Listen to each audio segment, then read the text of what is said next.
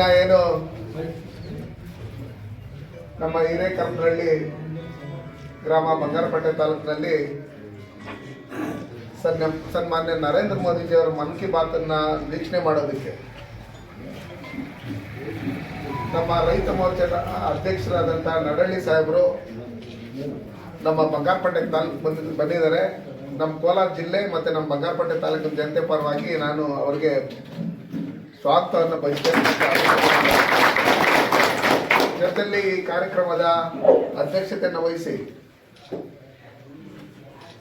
ಹಿರೇಕರನಹಳ್ಳಿಯಲ್ಲಿ ಈ ಕಾರ್ಯಕ್ರಮ ಮಾಡಬೇಕು ಅಂತೇಳಿ ತೀರ್ಮಾನ ತಗೊಂಡು ರೈತ ಮೋರ್ಚಾದಿಂದ ಬಂದಂಥ ಹಲವಾರು ಅಡೆತಡೆಗಳನ್ನೆಲ್ಲ ನಿವಾರಣೆ ಮಾಡಿ ಯಶಸ್ವಿಯಾಗಿ ಕಾರ್ಯಕ್ರಮವನ್ನು ಮಾಡ್ತಾ ಇರ್ತಕ್ಕಂಥ ರೈತ ಮೋರ್ಚಾ ಜಿಲ್ಲಾಧ್ಯಕ್ಷರಾದಂಥ ಆನಂದ್ ಗೌಡ್ರು ಹೋಗಿದ್ರೇನು ಮನ್ ಕಿ ಬಾತ್ ಕಾರ್ಯಕ್ರಮ ಯಾವುದೇ ಕಾರಣಕ್ಕೂ ನಿಲ್ಲಿಸಿಲ್ಲ, ನಿರಂತರವಾಗಿ ಅದು ನಡೀತಾ ಇದೆ. ಈ ವರ್ಷದ ಕೊನೆಯ ಕಾರ್ಯಕ್ರಮ.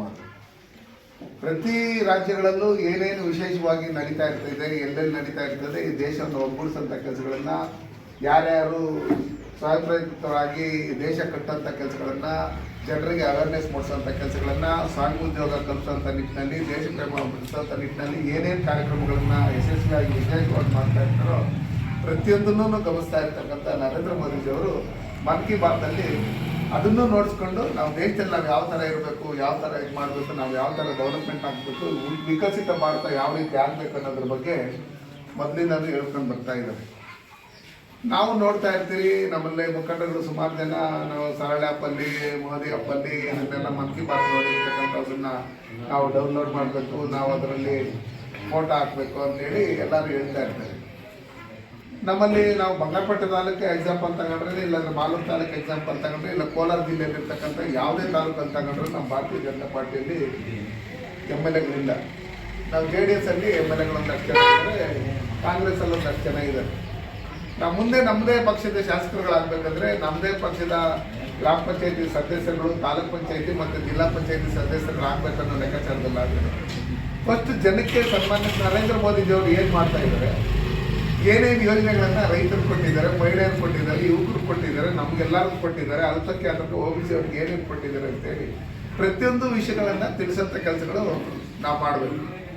ಅದನ್ನು ಮಾಡೋದ್ರ ಜೊತೆಯಲ್ಲಿ ನಮ್ಮಲ್ಲಿ ಸುಮಾರು ಜನಕ್ಕೆ ಬೇರೆ ಬೇರೆ ಕಡೆ ಹೋದ ಕೆಲವರಿಗೆ ಹಿಂದಿ ಇನ್ನೊಂದು ಮತ್ತೊಂದು ಅರ್ಥ ಆಗಲ್ಲ. ನಮ್ಮವ್ರಿಗೊಂದು ಅಷ್ಟು ಜನ ಅರ್ಥ ಆಗುತ್ತದೆ. ನಾವು ಬೆಂಗಳೂರು ಸ್ವಲ್ಪ ಹತ್ರ ಇರೋದ್ರಿಂದ ನಮ್ಮಲ್ಲೂ ಬೇರೆ ಬೇರೆ ಕಡೆಯವರು ಬಂದು ಕೆಲಸ ಮಾಡೋದ್ರಿಂದ ಯಾವುದೇ ರಾಜ್ಯದವ್ರು ಬಂದು ನಮ್ಮನ್ನು ಯಾವುದೇ ಭಾಷೆಯಲ್ಲಿ ಅಡ್ರೆಸ್ ಕೇಳಿದ್ರು ಅವ್ರ ಭಾಷೆಯಲ್ಲಿ, ಅಲ್ಲ ರಾಮಚಂದ್ರ, ಅವ್ರ ಭಾಷೆಯಲ್ಲೇ ನಾವು ಅವ್ರಿಗೆ ಅಡ್ರೆಸ್ ಹೇಳ್ತೀವಿ.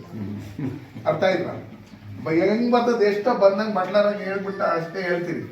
ಅದೇ ರೀತಿಯಲ್ಲಿ ನಿರಂತರವಾಗಿ ಇವತ್ತು ರೈತರಿಗೆ ಆಗ್ತಾ ಇರ್ತಕ್ಕಂಥ ಸಮಸ್ಯೆಗಳ ಬಗ್ಗೆ ಸನ್ಮಾನ್ಯ ವಿಜೇಂದ್ರ ಅಣ್ಣವರು ಮತ್ತು ಅಶೋಕ್ ಅಣ್ಣವ್ರ ನೇತೃತ್ವದಲ್ಲಿ ನಡಹಳ್ಳಿ ಸಾಹೇಬರು ಎಲ್ಲ ನಮ್ಮ ವಿಧಾನ ಪರಿಷತ್ನ ವಿರೋಧ ಪಕ್ಷ ನಾಯಕರಾದಂಥ ಚಲವಾದಿ ನಾರಾಯಣಸ್ವಾಮಿ ಎಲ್ಲ ನಮ್ಮ ರಾಜ್ಯದ ಮುಖಂಡರ ನೇತೃತ್ವದಲ್ಲಿ ಹೋರಾಟವನ್ನು ಬೆಳಗಾವಿಯಲ್ಲೂ ಹಮ್ಮಿಕೊಂಡಿದ್ದನ್ನು ನಾವೆಲ್ಲ ನೋಡಿದ್ದೀವಿ. ಏನಂದ್ರೆ ಈ ದೇಶದ ಅನ್ನದಾತ ರೈತ, ಈ ದೇಶದ ಬೆನ್ನೆಲುಬು. ಅವ್ರಿಗೆ ಸರಿಯಾದಂಥ ರೀತಿಯಲ್ಲಿ ಈ ಸರ್ಕಾರದಲ್ಲಿ ಯಾವುದೇ ರೀತಿಯಾದಂಥ ಸವಲತ್ತುಗಳನ್ನು ಕೊಡ್ದಿರಾ, ಕಬ್ಬುಗೂ ಕನಿಷ್ಠ ಬೆಲೆ ಕೊಡ್ದಿರಾ, ಟೊಮಾಟೋಗೂ ಬೆಂಬಲ ಬೆಲೆ ಕೊಡ್ದಿರಾ, ನಮ್ಮ ರೇಷ್ಮೆಗೂ ಬೆಂಬಲ ಬೆಲೆ ಕೊಡ್ದಿರಾ, ನಮ್ಮ ಹಾಲು ಉತ್ಪಾದಕರಿಗೂ ಸಹಾಯಧನ ಕೊಡ್ದಿರಾ, ಯಾವ ರೀತಿಯಲ್ಲಿ ಮೋಸ ಮಾಡ್ತಾ ಇರೋ ಇದನ್ನೆಲ್ಲ ನೋಡಿದಂಥ ಸಂದರ್ಭದಲ್ಲಿ ಈ ಮೀಡಿಯೇಟ್ ದಲ್ಲಾಳಿಗಳ ಜಾಸ್ತಿ ಆಗ್ಬಿಟ್ಟು ನಾವು ರೈತರು ಏನು ಬೆಳೆದಿರ್ತೀರಿ, ಆ ಬೆಳೆದಿರ್ತಕ್ಕಂಥವ್ರಿಗೆ 10 ರೂಪಾಯಿ ಕೊಟ್ಟರೆ ದಲ್ಲಾಳಿಗಳಿಗೆ 20 ರೂಪಾಯಿ ಹೋಗ್ತದೆ. ಅದನ್ನು ತಗೊಂಡೋಗಿ ತಿರ್ಗಾ ಮಾರೋನಿಗೆ 50 ರೂಪಾಯಿ ಸಿಗ್ತದೆ. ಈ ಲೆಕ್ಕಾಚಾರದಲ್ಲಾಗಿ ನಾವೆಲ್ಲ ಏನು ಮಾಡ್ತಾ ಇದ್ದೀವಿ ಅಂತೇಳಿ ಸನ್ಮಾನ್ಯ ನರೇಂದ್ರ ಮೋದಿಜಿಯವರು ಪ್ರತಿಯೊಬ್ಬರು ತನ್ನ ಕಾಲ ಮೇಲೆ ತಾನು ನಿಂತ್ಕೊಬೇಕು, ಅವ್ರ ಆದಾಯ ದ್ವಿಗುಣಗೊಳಿಸ್ಬೇಕು ಅಂತ ಹೇಳಿ ಸನ್ಮಾನ್ಯ ನರೇಂದ್ರ ಮೋದಿಜಿಯವರು ರೈತರು ತಾವು ಬೆಳೆದಿರ್ತಕ್ಕಂಥ ಬೆಳೆಗಳಿಗೆ ಅವರೇ ಬೆಲೆನ ನಿಗದಿಪಡಿಸ್ಬೇಕು. ಆ ನಿಗದಿಪಡಿಸ್ಬೇಕೇನಂದ್ರೆ ರೈತ ಉತ್ಪಾದಕರ ಸಂಘಗಳು ಅಂತ ಹೇಳಿ ನಮ್ಮ ಶ್ರೀನಿವಾಸಪುರದಲ್ಲಿ ನಮ್ಮ ನಾರಾಯಣಸ್ವಾಮಣ್ಣವರು ಇವರೆಲ್ಲ ಮಾಡಿದ್ರು ಸುಮಾರು ಕಡೆ. ಏನಂದ್ರೆ ಇವತ್ತು ನಾವು ಯಂತ್ರದಾನ ಕಾರ್ಯಕ್ರಮವನ್ನು ನಂಬ್ಕೊಂಡಿದ್ರಿ. ಅದರ ಸಹಾಯಧನ ನಮ್ಮಲ್ಲಿ ಇಷ್ಟು ಮಿನಿಮಮ್ ಪ್ರೈಸ್ ಇಷ್ಟೇ ತಗೊಬೇಕು, 1 ಅವರ್ಗೆ ಟ್ರ್ಯಾಕ್ಟರ್ಗಾಗಲಿ, ನೇಗಲ್ಗಾಗಲಿ, ಕಲ್ಟಿವೇಟರ್ಗಾಗಲಿ ಅಂತಿತ್ತು. ಯಾಕಂದ್ರೆ ಅದನ್ನು ಫಿಕ್ಸ್ ಮಾಡಿರೋ ಸರ್ಕಾರ. ಆದರೆ ಮೊದಲು ನಾವೇನಾದ್ರು 1 ಎಕರೆ ಉಳ್ಬೇಕನ್ನೋ ಲೆಕ್ಕಾಚಾರದಲ್ಲಿ ಹೋದ್ರೆ 5,000 ಕೇಳ್ತಾ ಇದ್ರು ಕೆಲವರು. ಇವಾಗ ಸರ್ಕಾರನ ನಿಗದಿ ಮಾಡಿರೋದ್ರಿಂದ ಅದನ್ನ ನಾವು ಯಾರು ಬಳಸ್ಕೊಂತ ಇಲ್ಲ. ನಾವು ಬೆಳೆದಿರ್ತಕ್ಕಂಥ ಬೆಳೆಗಳು ಎಲ್ಲೆಲ್ಲಿ ಡಿಮ್ಯಾಂಡ್ ಇದೆ, ಎಲ್ಲೆಲ್ಲಿ ನಾವು ಕಳಿಸ್ಬೇಕು, ಯಾವ ಟೈಮ್ ಕಳಿಸ್ಬೇಕು, ನಾವು ಸಾಯಿಲ್ ಟೆಸ್ಟ್ ಮಾಡಿಸಿದ್ದೀರಾ, ನಾವು ಯಾವ ಬೆಳೆ ಹಾಕ್ಬೋದು ಅದರಲ್ಲಿ ಅನ್ನೋ ಲೆಕ್ಕಾಚಾರದಲ್ಲಿ ಇದು ಮಾಡಿ. ಯಾರಾದ್ರೂ ಒಬ್ಬರು ಟೊಮಾಟೊ ಹಾಕಿರೋದ್ರೆ ಎಲ್ಲರೂ ಟೊಮಾಟೋನೇ ಏನು, ಈ ಲೆಕ್ಕಾಚಾರದಲ್ಲಿ ಯಾರಾದ್ರೂ ಇನ್ನು ಕ್ಯಾರೆಟ್ ಹಾಕಿರೋದ್ರೆ ಎಲ್ಲರೂ ಕ್ಯಾರೆಟೇ ಏನು, ಕೋಸ್ ಹಾಕಿರೋದು ಕೋಸೆ. ಅವ್ರಿಗೆ 60,000 ಬಂತಂತೆ ಒಟ್ಟಿಗೆ ನಾನು ಹಾಕ್ಬಿಡ್ಬೇಕು ಅನ್ನೋ ಲೆಕ್ಕಾಚಾರದಲ್ಲಿ ಹಾಕ್ತಾರೆ. FPOಗಳಂದ್ರೆ ರೈತ ಉತ್ಪಾದಕರ ಸಂಘಗಳು ಅಂತ ಹೇಳಿ ಮಾಡ್ಕೊಂಡ್ರಿ. ಒಂದ್ ಸಂಘದಲ್ಲಿ 250ರಿಂದ 500 ಜನ ಇರ್ತಾರೆ. ಈ ದೇಶದಲ್ಲಿ ಎಲ್ಲೆಲ್ಲಿ ರೈತರಿಗೆ ಏನೇನು ಡಿಮ್ಯಾಂಡ್ ಇದೆ, ಯಾವ್ಯಾವ ರಾಜ್ಯದಲ್ಲಿ ಏನೇನು ಬೆಳೀತಾರೆ, ಯಾವ್ಯಾವ ಸೀಸನ್ ಅಲ್ಲಿ ಏನೇನು ಬೆಳೀತಾರೆ, ಯಾವ್ಯಾವ ಸೀಸನ್ ಅಲ್ಲಿ ಏನೇನು ಡಿಮ್ಯಾಂಡ್ ಇದೆ ಅನ್ನೋ ಲೆಕ್ಕಾಚಾರದಲ್ಲಿ ಇದು ಮಾಡ್ಕೊಂಡು ಎಷ್ಟು ಬೇಕು ಅಷ್ಟೇ ಬೆಳೆದ್ರೆ ನೀವು ಕ್ರಾಪ್ ಸರ್ವೆ ಅಂತ ಹೇಳ್ಬಿಟ್ಟು ಏನು ಮಾಡ್ಬೇಕು. ನಮ್ಮ ರೈತ ಸಂಪರ್ಕ ಕೇಂದ್ರಗಳಲ್ಲಿರ್ತಕ್ಕಂಥ ಅಧಿಕಾರಿಗಳೇನಿದ್ದಾರೆ, ನಮ್ಮ ಕೃಷಿ ಇದರಲ್ಲಿ ಇಲಾಖೆಯಲ್ಲಿರ್ತಕ್ಕಂಥ ಅಧಿಕಾರಿಗಳೇನಿದ್ದಾರೆ, ಅವ್ರು ಫೀಲ್ಡ್ಗೆ ಬರಬೇಕು. ಫೀಲ್ಡ್ ಬಂದು ಸ್ವಲ್ಪ ಕಲರ್ ನಮ್ಮ ಥರ ಸ್ವಲ್ಪ ಡಿಮ್ ಆಗಿ ಸ್ವಲ್ಪ ಫೀಲ್ಡಲ್ಲಿ ಓಡಾಡಿ ಯಾರ್ಯಾರು ಏನೇನು ಬೆಳೀತಾ ಇದ್ದಾರೆ ಏನು ಅಂತ ಅನ್ನೋ ಲೆಕ್ಕಾಚಾರದಲ್ಲಿ ಇದು ಮಾಡಬೇಕು. ಮತ್ತು ಯಾರ್ಯಾರು ಈ ಮೆಡಿಸನ್ನು, ಗೊಬ್ಬರ, ಇನ್ನೊಂದು ಮತ್ತೊಂದು ನಮ್ಮ ಬಿತ್ತನೆ ಬೀಜಗಳೆಲ್ಲ ಕೊಡ್ತಾರೆ, ಅವರು ಏನಾದರೂ ಕಾಯಿಲೆ ಅಂದರೆ ಟೊಮೊಟೊಕ್ಕೆ ಏನಕ್ಕೆ ರೋಗ ಬಂದೈತೆ ಅಂದರೆ ಎಲೆ ಕಿತ್ಕೊಂಬ ಅಂತಾರೆ. ಕಿತ್ಕೊಂಡಾಗ ತಗೊಂಡು ಕೊಟ್ಟರೆ ಅದನ್ನ ಆ ಕಡೆ ಈ ಕಡೆ ತಿರ್ಸ್ಬಿಟ್ಟು ಅದಕ್ಕೆ ಇದು ಬರೆದು ಕೊಡ್ತಾರೆ.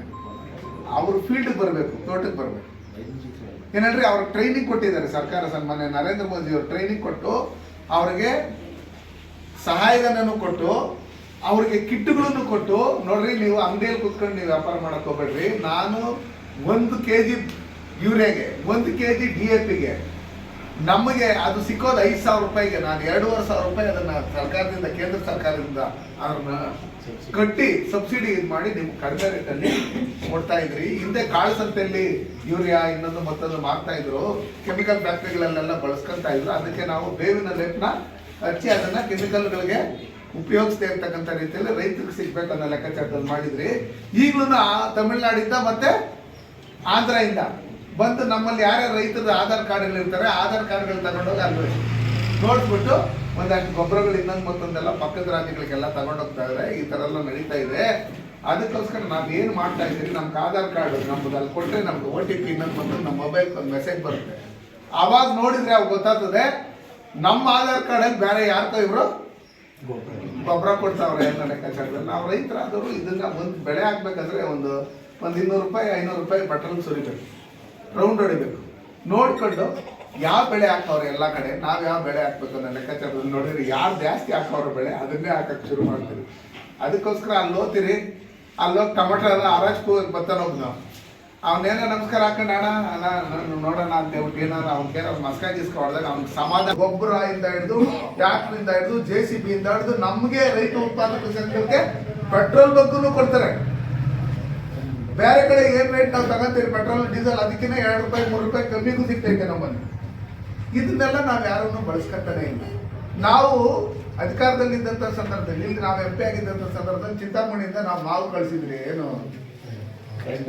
ಸ್ಪೆಷಲ್ ಟ್ರೈನ್ ಮಾಡಿ ಇಡೀ ದೇಶದಲ್ಲಿ ಯಾವುದೇ ರಾಜ್ಯಗಳಿಗಾದ್ರೂ ನಾವು ಲಾರಿಗಳಲ್ಲಿ ಹೋದ್ರೆ ಏನು ನಮ್ಗೆ ಖರ್ಚಾಗುತ್ತಾ ಅದ್ರಲ್ಲಿ 50% ಅಷ್ಟೇ ಖರ್ಚಾಗೋದು, ಅದಕ್ಕೆ ಸಬ್ಸಿಡಿ ಕೊಡ್ತೀವಿ ಅಂತ ಹೇಳಿ ಕಿಸಾನ್ ಟ್ರೈನ್ ಅಂತ ಹೇಳ್ಬಿಟ್ರಿ. ಅದನ್ನ ಬಳಸ್ಕೊಳ್ರಿ ಅಂತ ಹೇಳಿದ್ರಿ. ಯಾವ್ಯಾವ ರಾಜ್ಯಗಳಿಗೆ ಏನೇನು ಬೇಕು ಅನ್ನೋ ಲೆಕ್ಕಾಚಾರ. ರೋಸಾನಿಯನ್ನು ನಾವು ಕರೋನಾ ಟೈಮಲ್ಲೂ ಬೇರೆ ಬೇರೆ ದೇಶಗಳಿಗೆ ನಾವು ಸಪ್ಲೈ ಕೊಟ್ಟಿದ್ರಿ. ಅದಕ್ಕೆ ಮಿನಿಮಮ್ ಪ್ರೈಸ್ ಅಂತ ಫಿಕ್ಸ್ ಮಾಡಿ ಇಲ್ಲಿ ತೂಕ ಹಾಕಿದ ತಕ್ಷಣ ನಮ್ಮ ಅಕೌಂಟ್ಗೆ ದುಡ್ಡು ಬಂದ್ಬಿಡ್ಬೇಕು, ಆ ಲೆಕ್ಕಾಚಾರದಲ್ಲೂ ಮಾಡಿದ್ದೀವಿ ಅದನ್ನ.